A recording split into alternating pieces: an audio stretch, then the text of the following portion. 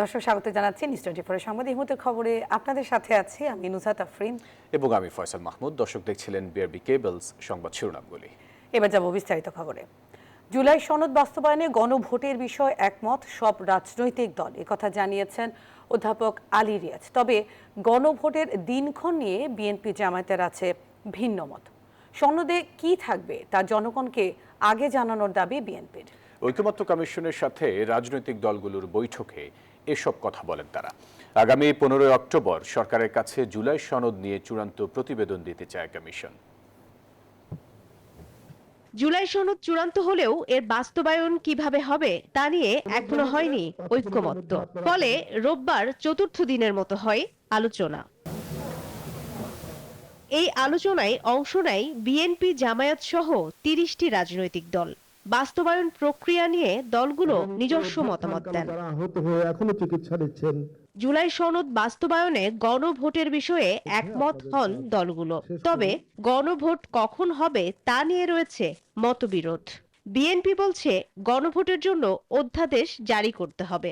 যে জুলাই জাতীয় সনদ 2025 বাস্তবায়নের জন্য অধ্যাদেশ বা বাস্তবায়ন অধ্যাদেশ, সেই অধ্যাদেশে থাকবে যে নির্বাচন কমিশনকে এখতিয়ার দেওয়া হলো এরকম একটি রেফারেন্ডাম পরিচালনা করার জন্য জাতীয় সংসদ নির্বাচনের একই সাথে একই দিনে আলাদা ব্যালট।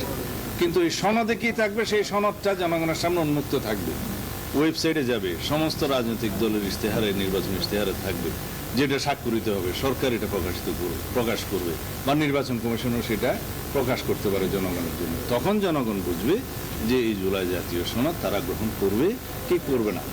তবে জামায়াত বলছে ভোটের আগে গণভোট করতে হবে, আর এনসিপি বলছে আগামী নির্বাচন হবে গণপরিষদ নির্বাচন।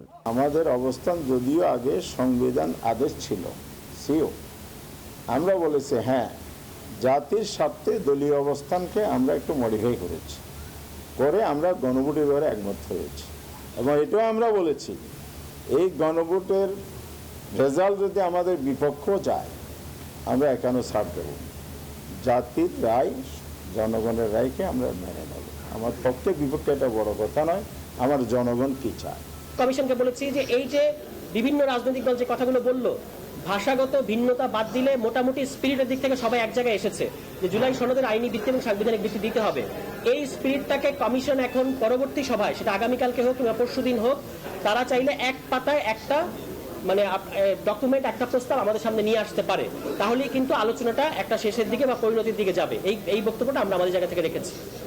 জাতীয় কমিশন প্রত্যাশা করেন খুব শিগগিরই সরকারের কাছে বাস্তবায়নের সুনির্দিষ্ট প্রস্তাব করতে পারবে। কমিশনের পক্ষ থেকে রাজনৈতিক দলগুলোর যে সহযোগিতা পাওয়া যাচ্ছে, আমরা আশা করছি আগামী কয়েকদিনের মধ্যেই সেই জায়গাটা আমরা করতে পারব। এক্ষেত্রে আমরা সুস্পষ্টভাবে মাননীয় প্রধান উপদেষ্টাকে বলেছি যে আমরা 15 অক্টোবরের পর কমিশনের কার্যক্রম অব্যাহত রাখার কোনো প্রয়োজন আছে বলে মনে হচ্ছে না। আমরা ইতিমধ্যেই ওই জায়গায় উপস্থিত হতে পারব। এদিকে সকালে জাতীয় ঐক্যমত কমিশনের সভাপতি বৈঠক করেন কমিশনের অন্যান্য সদস্যদের সাথে, যেখানে তিনি সবার কাছে গ্রহণযোগ্য একটি দলিল তৈরির তাগিদ দেন। মারুফা রহমান, নিউজ 24, ঢাকা। দেশে গণতান্ত্রিক ব্যবস্থা ফিরিয়ে আনতে দ্রুত নির্বাচন দরকার, এমন মন্তব্য করে বিএনপি নেতারা বলেন, নানা টালবাহানায় যারা নির্বাচন ঠেকানোর চেষ্টা করছে তারা দেশ ও গণতন্ত্রের শত্রু। রাজধানীতে আলাদা কর্মসূচিতে অংশ নিয়ে এমন মন্তব্য করেন তারা।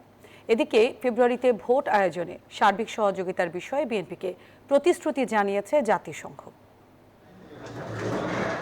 গণতান্ত্রিক ধারা ফেরাতে বাংলাদেশকে সব ধরনের সহায়তা করবে জাতিসংঘ, এমন বার্তা নিয়ে রোববার গুলশানে বিএনপি চেয়ারপারসনের কার্যালয়ে আসেন জাতিসংঘের আবাসিক সমন্বয়কারী গুয়েন লুইস। সেখানে বিএনপি মহাসচিব মির্জা ফখরুল ও গুয়েন লুইস ঘণ্টাব্যাপী বৈঠক হয়। আলোচনা হয় দেশের বর্তমান পরিস্থিতি, আগামী নির্বাচন ও রোহিঙ্গা ইস্যুতে।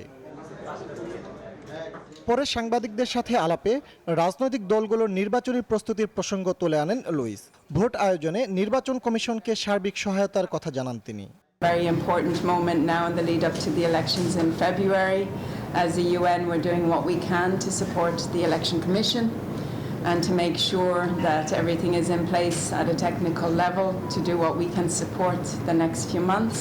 এ সময় দেশে গণতান্ত্রিক ব্যবস্থা ফিরিয়ে আনতে সবাইকে একসাথে কাজ করার আহ্বান জানান বিএনপির স্থায়ী কমিটির সদস্য আমির খসরু মাহমুদ চৌধুরী।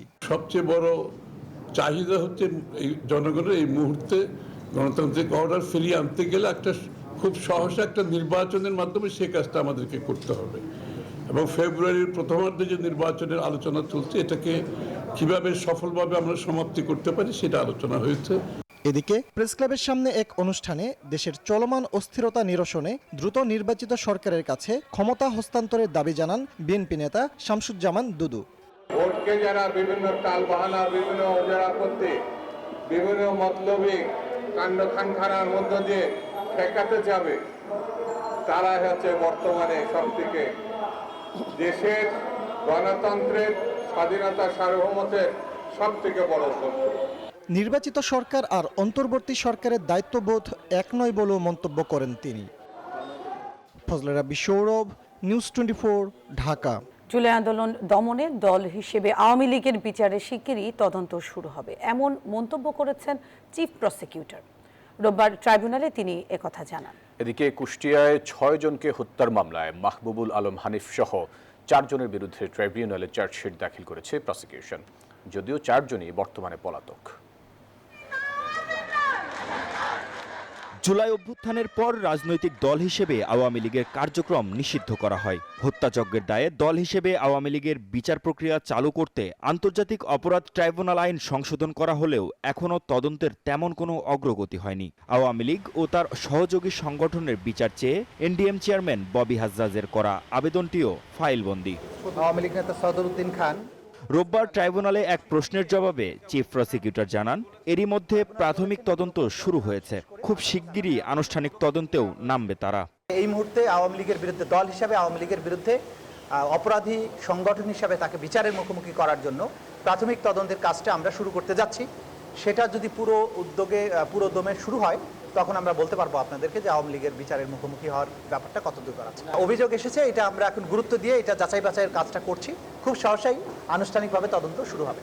এদিন সিরাজগঞ্জে 3 জনকে হত্যার মামলায় সাবেক এমপি জান্নাতারা হেনরি সহ 3 জনকে কারাগারে পাঠান ট্রাইব্যুনাল 1, আর ট্রাইব্যুনাল 2-এ কুষ্টিয়ায় 6 জনকে হত্যা মামলায় আওয়ামী লীগ নেতা মাহবুবুল আলম হানিফ সহ 4 জনের বিরুদ্ধে আনুষ্ঠানিক অভিযোগ দাখিল করে প্রসিকিউশন। 4 জনই বর্তমানে পলাতক। কুষ্টিয়া শহরে 6 জনকে হত্যার দায়ে তৃতীয় যে চার্জ, এই 3টি চার্জ এনে তার বিরুদ্ধে এই ফর্মাল চার্জটা দাখিল করা হয়েছে। এই 3টি অভিযোগ প্রমাণের জন্য সাফিসিয়েন্ট ম্যাটেরিয়াল, তথ্য প্রমাণাদি সবকিছু প্রসিকিউশন দাখিল করেছে। ট্রাইব্যুনাল বলেছেন এগুলো পর্যালোচনা শেষ করে আগামীকালকে কগনাইজেন্স নেওয়ার ব্যাপারে তারা আদেশ দেবেন। এছাড়া গুমের মামলায় সাবেক সেনা কর্মকর্তা জিয়াউল আহসানকে ট্রাইব্যুনালে হাজির করা হয়। চিফ প্রসিকিউটর জানান, গুমসহ আলোচিত বেশ কয়েকটি মামলার তদন্ত এখন শেষ পর্যায়ে। এই সপ্তাহের মধ্যে তদন্ত প্রতিবেদন হাতে পাওয়ার আশা করছেন তারা। মাহমুদ হাসান, নিউজ 24, ঢাকা। ডেঙ্গুতে একদিনে আরও 9 জনের প্রাণহানি হয়েছে। হাসপাতালে ভর্তি 1000-এরও বেশি মানুষ। অক্টোবরের শেষে ডেঙ্গু পরিস্থিতি আরও খারাপ হতে পারে সতর্ক করছেন বিশেষজ্ঞরা। এখনই হটস্পট ম্যানেজমেন্ট ও জনসচেতনতায় জোর দেওয়ার পরামর্শ অধ্যাপক ডক্টর কবিরুল বাশারের। বিস্তারিত আব্দুল্লাহ আল মামুনের প্রতিবেদনে। গেল 24 ঘন্টায় ডেঙ্গুতে আক্রান্ত হয়ে 9 জনের মৃত্যু ও 1042 জন হাসপাতালে ভর্তি হয়েছেন। রোববার স্বাস্থ্য অধিদপ্তরের হেলথ ইমার্জেন্সি অপারেশন সেন্টার ও কন্ট্রোল রুম থেকে পাঠানো প্রতিবেদনে এ তথ্য জানানো হয়। স্বাস্থ্য অধিদপ্তরের প্রতিবেদনে বলা হয়, ডেঙ্গু আক্রান্তদের মধ্যে ঢাকা উত্তর সিটি কর্পোরেশনে 198 জন, দক্ষিণ সিটি কর্পোরেশনে 121 জন এবং সিটি কর্পোরেশনের বাইরে 201 জন আক্রান্ত হয়েছেন। চট্টগ্রাম বিভাগে 104 জন, বরিশাল বিভাগে 195 জন, ময়মনসিংহ বিভাগে 41 জন ও রাজশাহী বিভাগে 82 জন। রংপুর বিভাগে 23 এবং সিলেট বিভাগে 5 জন ডেঙ্গুতে আক্রান্ত হয়েছেন। ডেঙ্গুতে আক্রান্ত হয়ে এবছর এখন পর্যন্ত 212 জনের মৃত্যু হয়েছে। এর মধ্যে 110 জন পুরুষ ও 102 জন নারী। এছাড়া চলতি বছর এখন পর্যন্ত এই রোগটিতে আক্রান্ত হয়ে 49,960 জন হাসপাতালে ভর্তি হয়েছেন। বছরের শুরু থেকে ডেঙ্গু তার আগ্রাসী রূপ দেখাতে শুরু করেছে। অক্টোবরের শেষে ডেঙ্গু পরিস্থিতি আরও খারাপ হতে পারে বলে শঙ্কা কীটতত্ত্ববিদ ও অধ্যাপক ডক্টর কবিরুল বাশারের। আগামী অক্টোবর মাসে ডেঙ্গু পরিস্থিতি আরও খারাপ হবে এটি আমরা নিশ্চিত করছি, কারণ এডিস মশার ঘনত্ব, ডেঙ্গু রোগীর সংখ্যা, বৃষ্টিপাত, আর্দ্রতা, তাপমাত্রা, এই কয়েকটি প্যারামিটার মিলিয়ে আমরা যে ফরকাস্টিং মডেলটি তৈরি করি সেখানে আমরা দেখতে পাচ্ছি যে অক্টোবরে ডেঙ্গু পরিস্থিতি খারাপ হওয়ার আরও বেশি ঝুঁকি আছে। মশা নিধনে এখনই হটস্পট ম্যানেজমেন্ট ও জনসচেতনতা বৃদ্ধি করতে হবে বলেও জানান জাহাঙ্গীরনগর বিশ্ববিদ্যালয়ের এই অধ্যাপক। এখনই ডেঙ্গু নিয়ন্ত্রণে হটস্পট ম্যানেজমেন্ট, লার্ভিসাইডিং এবং কমিউনিটি এঙ্গেজমেন্ট করা খুব প্রয়োজন। হটস্পট ম্যানেজমেন্ট মানে ডেঙ্গু রোগীর বাড়িকে কেন্দ্র করে 200 মিটারের মধ্যে নিশ্চিত করতে হবে যেন ওই বাড়িতে কোনো উড়ন্ত মশা বেঁচে না থাকে। যদি বেঁচে থাকে তাহলে সেখান থেকে মানুষ জ্যামিতিক হারে আক্রান্ত হওয়ার একটি ঝুঁকি তৈরি করবে। বিশ্ব স্বাস্থ্য সংস্থার তথ্য অনুযায়ী 25 বছরে বিশ্বজুড়ে ডেঙ্গুর সংক্রমণ প্রায় 30 গুণ বৃদ্ধি পেয়েছে। সংস্থাটি বলছে এর কারণ বিশ্বায়ন, নগরায়ন ও জলবায়ুর পরিবর্তন ও জনসংখ্যার ঘনত্ব এডিস বিস্তারে প্রভাব ফেলছে। আব্দুল্লাহ মামুন, নিউজ 24, ঢাকা। দেশে এখন বেতন ভাতা বাড়ানো সহ নানা দাবি চলছে, যা বাজেটের উপর চাপ বাড়াচ্ছে বলে জানিয়েছেন পরিকল্পনা উপদেষ্টা ওয়াহিদুদ্দিন মাহমুদ। দুপুরে রাজধানীর সোবহানবাগে বিশ্ব প্রবীণ দিবস উপলক্ষে Bangladesh senior citizen welfare society আয়োজিত আলোচনা ও দোয়া অনুষ্ঠানে তিনি এসব কথা বলেন। পরিকল্পনা উপদেষ্টা বলেন, দেশে বিভিন্ন খাতে দীর্ঘদিন ধরে চলা নানা ধরনের বঞ্চনা, বৈষম্য অন্তর্বর্তী সরকারের পক্ষে বাস্তবায়ন করা কঠিন। আগামীতে নির্বাচিত সরকার এসে এসব বিষয়ে আরও সংবেদনশীল হবেন বলে আশা করেন তিনি। আমাদের অর্থ উপদেষ্টা সালাউদ্দিন সাহেব এবং প্রধান উপদেষ্টার সাথে বসেছিলাম। আমাদের বাজেটের অবস্থা খুবই নাজেহাল করতে হচ্ছে। এত দাবি দেওয়ার মধ্যে শিক্ষকদের বেতন বাড়াতে হবে, এদের নার্সদের বেতন বাড়াতে হবে, অনেক বেতন বাড়াতে হবে। সবাই কেন জানি মনে করে যে এটা কেন মনে করে আমি জানি না। এই অন্তর্বর্তী সরকারের এই সময়টুকুতেই সব দাবি দেওয়া আদায় করে নিতে হবে। এটা কেন হলো এটা আমি জানি না। শিক্ষা মন্ত্রণালয়ের দুর্নীতি অনিয়মের শ্বেতপত্র প্রকাশ করার কাজ চলছে বলে জানিয়েছেন শিক্ষা উপদেষ্টা অধ্যাপক ডক্টর চৌধুরী রফিকুল আবরার। এতে বিগত সরকারের সময় অপ্রয়োজনীয় শিক্ষা প্রতিষ্ঠান নির্মাণ, শিক্ষক নিয়োগের দুর্নীতি, মানহীন শিক্ষায় চটকদার GPA-5, অবকাঠামোগত ও আর্থিক অনিয়ম এবং এমপিও করতে দলীয় বিবেচনার বিষয়গুলো উঠে আসবে। রবিবার রাজধানীর ওসমানী স্মৃতি মিলনায়তনে বিশ্ব শিক্ষক দিবস উপলক্ষে আয়োজিত অনুষ্ঠানে এই কথা জানান তিনি। বলেন, নির্ভুল ও মানসম্মত পাঠ্যপুস্তক প্রণয়নের কার্যক্রম শুরু হয়েছে। মন্ত্রণালয়ের বিভিন্ন গুরুত্বপূর্ণ পদে উন্মুক্ত দরখাস্তের মাধ্যমে স্বচ্ছ নিয়োগ প্রক্রিয়ার প্রতিষ্ঠার উদ্যোগ নেওয়া হয়েছে। বিভিন্ন শিক্ষা কমিশনের সুপারিশ, শ্বেতপত্র এবং টাস্ক ফোর্সের রিপোর্ট পর্যালোচনা করে কার্যকর বাস্তবায়নে পদক্ষেপ নেওয়া হচ্ছে। প্রবর্তনা পূর্ণিমা উপলক্ষে প্রধান উপদেষ্টা ডক্টর মোহাম্মদ ইউনূসের সঙ্গে শুভেচ্ছা বিনিময় করেছেন বৌদ্ধ ধর্মীয় নেতৃবৃন্দের প্রতিনিধি দল। রোববার রাষ্ট্রীয় অতিথি ভবন যমুনায় এই শুভেচ্ছা বিনিময় অনুষ্ঠিত হয়েছে। এ সময় বৌদ্ধ ধর্মীয় নেতারা প্রবর্তনা পূর্ণিমার মাহাত্ম্য বর্ণনা করে প্রধান উপদেষ্টাকে শুভেচ্ছা ও অভিনন্দন জানান। তারা প্রধান উপদেষ্টাকে বিহার পরিদর্শনেরও আমন্ত্রণ জানিয়েছেন। বৈঠকে এবছর কঠিন চীবর দান উদযাপনের প্রস্তুতি সম্পর্কেও প্রধান উপদেষ্টাকে অবহিত করা হয়েছে। এছাড়া সার্বক্ষণিক সহযোগিতার জন্য ধর্ম মন্ত্রণালয় এবং পার্বত্য চট্টগ্রাম মন্ত্রণালয়ের প্রতি বিশেষ কৃতজ্ঞতা ও ধন্যবাদ জানিয়েছেন বৌদ্ধ নেতৃবৃন্দ। এ সময় উপস্থিত ছিলেন ধর্ম উপদেষ্টা ডক্টর আ.ফ.ম. খালিদ হোসেন ও পার্বত্য চট্টগ্রাম বিষয়ক মন্ত্রণালয়ের উপদেষ্টা সুপ্রদীপ চাকমা।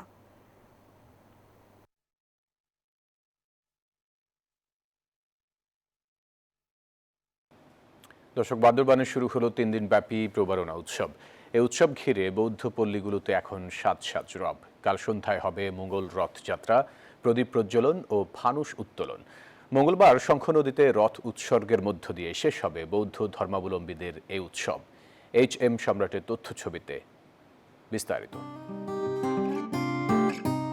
বান্দরবানে প্রদীপ প্রজ্বলন, পঞ্চশীল গ্রহণ এবং নাচ গান সহ সাংস্কৃতিক অনুষ্ঠানের মধ্য দিয়ে পালিত হচ্ছে প্রবরণা উৎসব।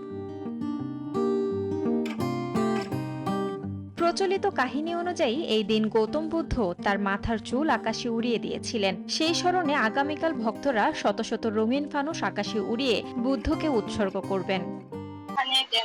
আপনার পদ্ধতিকে ধারণ করে থাকি যেন আমরা ভবিষ্যৎ আমাদের উজ্জ্বল হয়। আমরা এই দিনে সকালবেলা উঠে শয়ন দান করি, বিকালে রথ টানি, আর সবচেয়ে মূল আকর্ষণ যেটি আমাদের আজকে এই দিনটার, সেটি হচ্ছে ফানুস উত্তোলন। মঙ্গলবার অনুষ্ঠিত হবে প্রবারণার প্রধান আকর্ষণ রথযাত্রা। এরই মধ্যে রাজবংশের আদলে তৈরি বিশাল রথে স্থাপন করা হয়েছে বুদ্ধ মূর্তি। পরে বের করা হবে বর্ণিল শোভাযাত্রা। Desk report, news 24। রংপুর ও লালমনিরহাটে দুই উপজেলায় হঠাৎ আঘাত হানা ঘূর্ণিঝড়ের তাণ্ডবে ভেঙে পড়েছে অসংখ্য ঘরবাড়ি ও গাছপালা, নষ্ট হয়েছে ফসলি জমি। সকালে রংপুরের গঙ্গাচড়ায় ঝড়ের তাণ্ডবে ভেঙে পড়েছে অসংখ্য টিন শেড ও আধা পাকা ঘর। উপজেলার আলমবেতিতর এবং নোহালী ইউনিয়নের প্রায় ৮ শতাধিক ঘরবাড়ি বিধ্বস্ত হয়েছে। এছাড়া আগাম আমন ধানের ক্ষেতেও ব্যাপক ক্ষতি হয়েছে। এদিকে লালমনিরহাটের কালীগঞ্জ উপজেলায় টর্নেডোর আঘাতে লণ্ডভণ্ড হয়েছে 2টি গ্রামের প্রায় 1.5 শতাধিক ঘরবাড়ি। এতে কমপক্ষে 10 জন আহত হয়েছেন। উপজেলার ভোটমারি ইউনিয়নের শ্রুতিধর ও চরনোহালিতে এলাকায় এই ঘটনা ঘটে। গাছ উপড়ে পড়ায় শনিবার রাত থেকে রোববার সকাল পর্যন্ত লালমনিরহাট বুড়িমারি মহাসড়ক চলাচল বন্ধ ছিল। শ্রুতিধর জামির বাড়ি নোহালি মিলে 5 শতাধিক পরিবার কিন্তু ক্ষতিগ্রস্ত হয়েছে। তবে এর মধ্যে একেবারেই মেজর, যাদের একমাত্র থাকার সয় সম্বল বিধ্বস্ত হয়ে গিয়েছে, এরকম 112টি পরিবার আমি চিহ্নিত করতে পেরেছি। সাময়িকভাবে তাদেরকে থাকার মতো ঘরটা মেরামত করার জন্য আমরা কিছু আর্থিক সহায়তা প্রদান করতে চাচ্ছি এবং তাদেরকে তাৎক্ষণিকভাবে 30 কেজি করে চালের ব্যবস্থা করা হয়েছে। আমরা বিদ্যুতের লোক, আমরা বিদ্যুৎ দ্রুত চালু করার জন্য দ্রুত কাজপালা করতেছি। হয়তো অল্প কিছুক্ষণের মধ্যে আমরা বিদ্যুৎ চালু করতে পারবো ইনশাল্লাহ। রাজস্ব ফাঁকি প্রতিরোধ ও ফাঁকি দেয়া রাজস্ব পুনরুদ্ধার কার্যক্রম বেগবান করতে মাঠ পর্যায়ে গোয়েন্দা কার্যক্রম জোরদারের নির্দেশ দিয়েছে জাতীয় রাজস্ব বোর্ড এনবিআর। রোববার এক বিজ্ঞপ্তিতে এই তথ্য জানিয়েছে এনবিআর। জানানো হয়, মাঠ পর্যায়ের প্রতিটি কর অঞ্চলে সক্রিয় ও শক্তিশালী করার উদ্যোগ নেওয়া হয়েছে। এর আওতায় প্রতিটি কর অঞ্চলে নিজস্ব ইন্টেলিজেন্স ও ইনভেস্টিগেশন টিম গঠন করা হবে।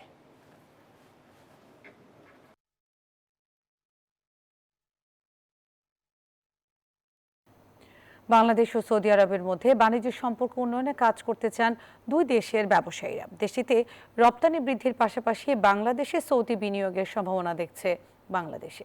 সেই লক্ষ্যে প্রথমবারের মতো ঢাকায় আয়োজিত হচ্ছে সৌদি বাংলাদেশ বিজনেস সামিট।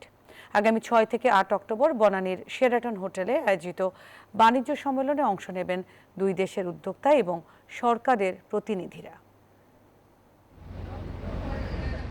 বিশ্বের শীর্ষ 20 অর্থনীতির একটি মধ্যপ্রাচ্যের দেশ সৌদি আরব। দেশটি থেকে স্বর্ণ, সার, ক্রুড অয়েল আমদানি করে বাংলাদেশ। বিপরীতে রপ্তানি হয় তৈরি পোশাক, টুপি, কৃষিপণ্য। তবে এর পরিমাণ বেশ কম। হিসেব বলছে 2024-25 অর্থ বছরে সৌদি আরবে বাংলাদেশ রপ্তানি করেছে মাত্র $31 কোটি পণ্য। এমন অবস্থায় দেশটির সঙ্গে বাণিজ্য সম্পর্ক আরও শক্তিশালী করতে আনুষ্ঠানিক যাত্রা শুরু করল Saudi Bangladesh chamber of commerce and industries SABCCI। রোববার আয়োজিত সংবাদ সম্মেলনে সৌদি আরব ও বাংলাদেশের মধ্যকার বাণিজ্য সম্ভাবনা তুলে ধরে সংগঠনটি। সংগঠনের সভাপতি বলেন, পরিবেশ বান্ধব পাটজাত পণ্য, পোশাক, দক্ষ জনশক্তি রফতানির মাধ্যমে সৌদি আরব হতে পারে বাংলাদেশের বিকল্প রফতানি বাজার। ভূ রাজনৈতিক অস্থিতিশীলতা ও অর্থনৈতিক অনিশ্চয়তায় আমি দৃঢ়ভাবে বিশ্বাস করি যে সৌদি আরব বাংলাদেশের জন্য একটি সম্ভাবনাময় বিকল্প বাজার হয়ে উঠবে। গ্র্যান্ড লঞ্চিং উপলক্ষে 6 থেকে 8 অক্টোবর 3 দিনের বিশেষ আয়োজন করা হয়েছে। এই অনুষ্ঠানে যোগ দিতে ঢাকায় আসছেন সৌদি আরবের ব্যবসায়ী ও নীতি নির্ধারণী মহলের 20 সদস্যের একটি প্রতিনিধি দল। শুধু রপ্তানি নয়, বাংলাদেশের জ্বালানি, সবুজ প্রযুক্তি ও সেমিকন্ডাক্টর খাতে সৌদি আরবের বিনিয়োগের সম্ভাবনাও দেখছে SABCCI। সৌদি আরবে বাংলাদেশি ব্যবসায়ীদের সহায়তা সহ নতুন উদ্যোক্তাদের জন্য ব্যবসা সহজ করতে কাজ করবে এই সংগঠন। সৌদি আরবের সাথে বাংলাদেশের যেই ব্যক্তিগত মানুষের লেভেলে ব্যবসায়িক কারণে, ধর্মীয় কারণে, বাণিজ্যিক কারণে যে সম্পর্ক, তো আমার ধারণা আপনারা মনে হয় বিশ্বাস করবেন যে এরকম একটা জয়েন্ট চেম্বার বহু আগেই হওয়ার কথা ছিল। আমাদের একটা খুব ইচ্ছা ছিল সেটা যে আমরা একটা দুই দেশের ব্যবসায়ীদেরকে একত্রিত করব। এমন সব সম্ভাবনাকে কাজে লাগাতে দুদেশের ব্যবসায়ীদের যোগাযোগ বৃদ্ধির লক্ষ্যে প্রথমবারের মতো ঢাকায় আয়োজিত হচ্ছে সৌদি বাংলাদেশ বাণিজ্য সম্মেলন। সোমবার শুরু হওয়া 3 দিনের এই সম্মেলনে বাংলাদেশি উদ্যোক্তা ছাড়াও অংশ নেবে সৌদি আরবের 20 সদস্যের প্রতিনিধি দল। বাণিজ্য যেন আরো সহজতর হয় সেই কাজগুলি কিন্তু চেম্বার অফ কমার্স চেম্বার কিন্তু ফ্যাসিলিটেট করে। মরিয়ম আজিজ মৌরিন, নিউজ 24, ঢাকা। আজ নয়, গাজায় পৌঁছতে আরও সময় লাগবে বলে জানিয়েছেন আলোকচিত্রী শহীদুল আলম। কোথায় বা কখন আটকানো হতে পারে তা আগে ভাগে বলা কঠিন বলেও জানান তিনি।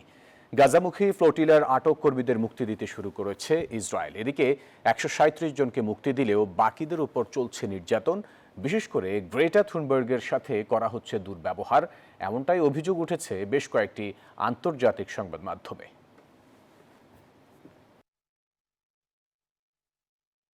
টিকেট আর বাকিদের এখনো অবস্থান নেগেভ মরুভূমির কুখ্যাত কারাগারে। 137 জন মুক্তি পেয়ে তুরস্কে ফিরলেও বাকি 350-র বেশি কর্মীর উপর চলছে নির্যাতন। মুক্তি পাওয়া কর্মীরা অভিযোগ করেছেন তাদের সাথে পশুর মতো আচরণ করা হয়েছে এবং পর্যাপ্ত খাবার ও পানি দেওয়া হয়নি, যা অস্বীকার করেছে ইসরায়েলি কর্তৃপক্ষ। সবচেয়ে গুরুতর অভিযোগ উঠেছে সুইডিশ জলবায়ু কর্মী গ্রেটা থুনবার্গকে নিয়ে। তাকে ছারপোকা ভর্তি অস্বাস্থ্যকর সেলে রাখা এবং চুলের মুঠি ধরে টেনে হিচড়ে নিয়ে যাওয়ার মতো অভিযোগ করেছেন তার আইনজীবী। অন্যদিকে ফ্রিডম ফ্লোটিলা কোয়ালিশনের কনসায়েন্স জাহাজে থাকা একমাত্র বাংলাদেশি আলোকচিত্রী শহীদুল আলম নিরাপদে গাজার পথে রয়েছেন। নিজের ফেসবুক পেজ থেকে তিনি জানিয়েছেন তাদের যাত্রা অব্যাহত রয়েছে। তার নিরাপত্তা নিয়ে পর্যবেক্ষণ করছে বাংলাদেশ সরকার। ইসরায়েলের এই কর্মকাণ্ডের বিরুদ্ধে তুরস্ক সহ পশ্চিমা দেশগুলোতে চলছে তীব্র প্রতিবাদ। আটক বাকি কর্মীদের নিঃশর্ত ও দ্রুত মুক্তি দেওয়ার জোর দাবি জানিয়েছে মানবাধিকার সংগঠনগুলো। নিবির আমিন, নিউজ 24। গাজায় যুদ্ধবিরতি নিয়ে কূটনৈতিক তৎপরতার মধ্যে অব্যাহত রয়েছে ইসরায়েলি হামলা। মার্কিন প্রেসিডেন্ট ডোনাল্ড ট্রাম্পের প্রস্তাবে হামাস নীতিগতভাবে সাড়া দিলেও থামেনি বোমাবর্ষণ। 24 ঘন্টায় 93টি হামলায় প্রাণ হারিয়েছেন আরও 70 জন ফিলিস্তিনি। এদিকে কয়েকদিনের মধ্যেই জিম্মিদের মুক্তির প্রত্যাশা করছেন ইসরায়েলি প্রধানমন্ত্রী বেনিয়ামিন নেতানিয়াহু। এরই মধ্যে তেল আবিবে চলছে যুদ্ধবিরোধী বিক্ষোভ আর ইউরোপের বিভিন্ন দেশে ফিলিস্তিনের পক্ষে সমাবেশ। ডোনাল্ড ট্রাম্পের যুদ্ধবিরতির আহ্বানেও কান দেয়নি ইসরায়েল। 24 ঘন্টায় গাজায় অন্তত 93টি বিমান ও কামান হামলা চালিয়েছে ইসরায়েলি বাহিনী। হতাহত হয়েছে শতাধিক ফিলিস্তিনি।